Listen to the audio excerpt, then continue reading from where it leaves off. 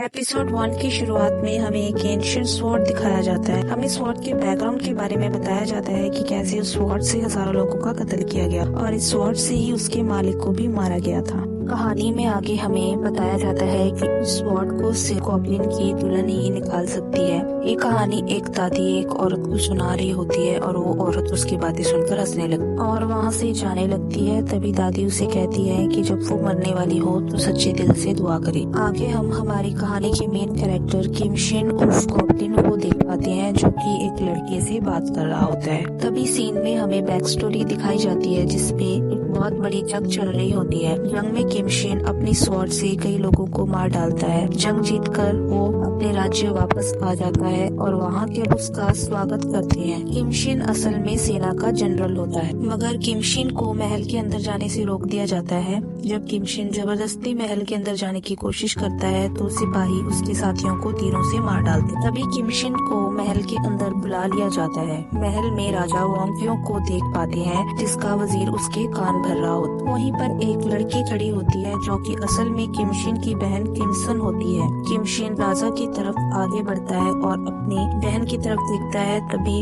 वो राजा से पूछता है कि उसने ऐसा क्यों करा। राजा असल में किम शिन से बहुत जलता था क्योंकि उसकी प्रजा राजा की बजाय किम शिन को ज्यादा पसंद करती थी। राजा जनरल किम शिन को कहता है कि अगर उसने एक कदम और आगे बढ़ाया तो वो उसको और उसके सारे परिवार को मार डालेगा। तभी किम शिन की बहन उसे आगे बढ़ने के लिए कहती है और वो राजा के पास जाने लगता है। राजा किम शिन की बहन को तीर से मरवा देता है और उसके सारे परिवार वालों को मारने का भी हुक्म दे देता है।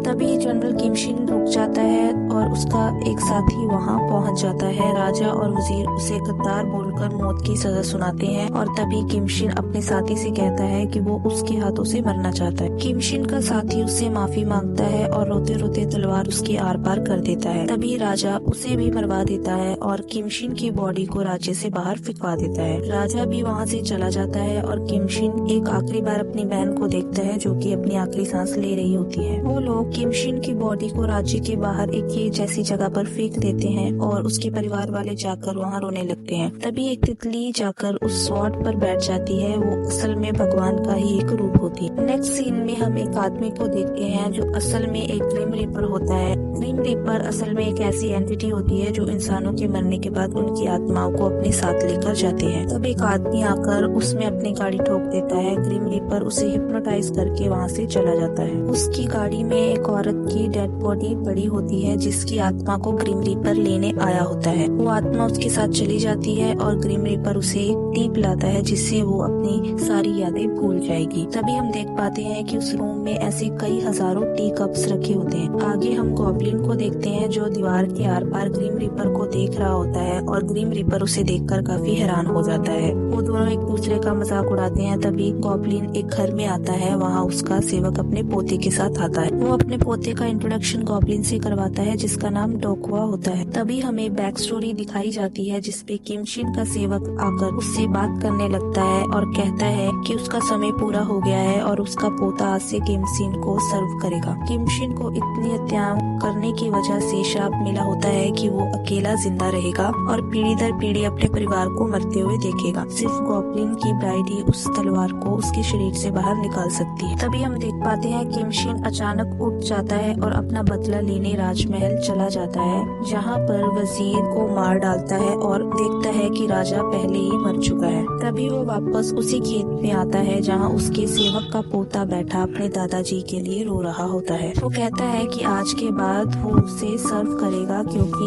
ये उसके दादाजी की आखिरी इच्छा थी। किम शिन उससे पूछता है कि इतना सब होने के बाद भी क्या वो उसके साथ रहना चाहता है। तो वो बच्चा हाँ में सिर हिला देता है और किम शिन उसे अपने साथ ले जाता है। सीन में हम किम शिन और उस बच्चे को एक जहाज पर देखते हैं। तभी कुछ लोग उस बच्चे को जहाज से नीचे फेंक देते हैं। किम शिन गुस्से में जहाज को डुबा देता है। नेक्स्ट सीन में हम गॉब्लिन को एक बहुत ऊंची बिल्डिंग पर बैठे हुए देखते हैं जहां वो लोगों के दुख सुख को देख सकता है। तभी वो देखता है अचानक एक आदमी एक औरत को गाड़ी से टक्कर मारकर भाग जाता है। वो औरत दर्द से तड़प रही होती है और वो प्रेग्नेंट होती है। असल में ये वही औरत होती है जो सीन की स्टार्टिंग में दादी से बात कर रही थी। वो भगवान से मदद की बात लगाती है। गॉब्लिन उसकी पुकार सुन लेता है और वहाँ पर पहुँच जाता है। वो लड़की गॉब्लिन से मदद मांगती है। गॉब्लिन के दिल में भी रहम आ जाता है और वो उसे ठीक कर देता है। तभी थोड़े टाइम बाद वहाँ ग्रिम रीपर उस लड़की की आत्मा को लेने आता है। उस लड़की को वहाँ ना देखकर वो बहुत परेशान हो जाता है। तभी सीन में हम उस लड़की को देख पाते हैं जो एक बच्ची को जन्म देती है। वहाँ बहुत सारी आत्माएं होती हैं जो कहती हैं कि ये बच्ची गॉब्लिन की ब्राइड है। उस बच्ची का नाम योंटक होता है। कुछ समय बाद योंटक 9 साल की हो जाती है और उसका 9th बर्थडे होता है।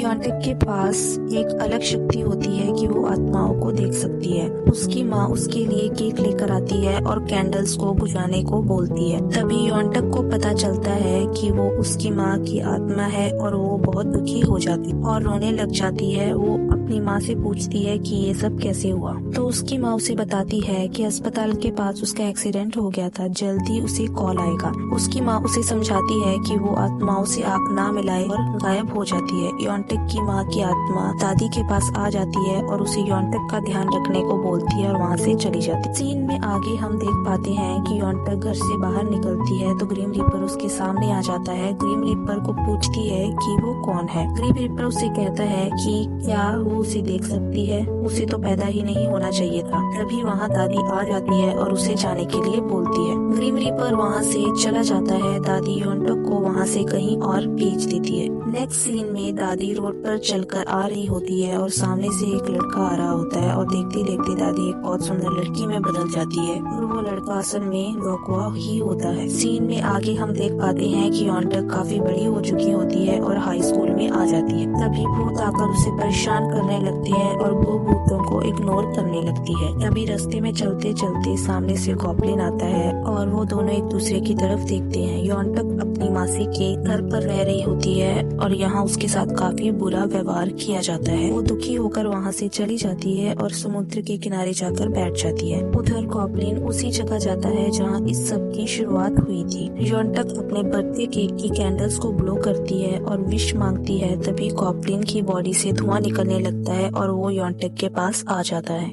गॉब्लिन उससे पूछता है कि योंटक ने उसे यहाँ क्यों बुलाया है। योंटक कहती है कि उसने उसे नहीं बुलाया, क्या वो एक भूत है। गॉब्लिन उसे कहता है कि वो उसका पास्ट और फ्यूचर नहीं देख पा रहा। योंटक उसके हाथ में जो फूल का बुके होती है उसे मांग लेती है। वो उसे बुके दे देता है और वहाँ से गायब हो जाता है। तभी वो घर पहुँचता है जहाँ लोक्वा ने घर ग्रिम रीपर को 20 सालों के लिए लीज पर दे दिया होता है। गॉब्लिन ग्रिम रीपर को वहाँ से जाने के लिए कहता है मगर ग्रिम रीपर उससे कहता है कि उसने कॉन्ट्रैक्ट किया है। तभी उन दोनों के बीच नोकझोंक होने लगती है। कुछ समय बाद वो दोनों खाना खाने बैठते हैं। तभी वो एक दूसरे को परेशान करने लगते हैं। नेक्स्ट सीन में हम देखते हैं योंटक काम ढूंढने के लिए कई जगह जाती है मगर उसे कहीं भी जॉब नहीं मिलती। असल में योंटक जब भी आग बुझाती है तो वो गॉब्लिन को समन कर पाती है। चेक करने के लिए योंटक जैसे ही कैंडल को ब्लो करती है तभी गॉब्लिन वहाँ आ जाता है। वो बार बार उसे समन करने लगती है। योंटक गॉब्लिन को बताती है कि वो आत्माओं को देख सकती है और आत्माएं उसे कहती है कि वो गॉब्लिन की ब्राइड है और उसे अपना टैटू दिखाती है। तभी गॉब्लिन पूछता है कि उसे क्या दिखाई दे रहा है। योंटक ऐसे बिहेव करती है जैसे कि वो तलवार को नहीं देख सकती तो गॉब्लिन उसे कहता है कि वो गॉब्लिन की ब्राइड नहीं है। गॉब्लिन वहाँ से जाने लगता है। तभी योंटक उसका पीछा करती है। गॉब्लिन अपनी पावर से कनाडा पहुँच जाता है और योंटक भी उसके पीछे पीछे वहाँ पहुँच जाती है। इस बात पर गॉब्लिन काफी हैरान हो जाता है और उससे कहता है कि उसने ऐसा कैसे किया। योंटक गॉब्लिन से कहती है कि वो उससे शादी करेगी और यही हमारा फर्स्ट एपिसोड खत्म हो जाता है। अगर आपको स्टोरी अच्छी लग रही हो तो चैनल को सब्सक्राइब कीजिए और वीडियो में अपना फेवरेट पार्ट कमेंट कीजिए।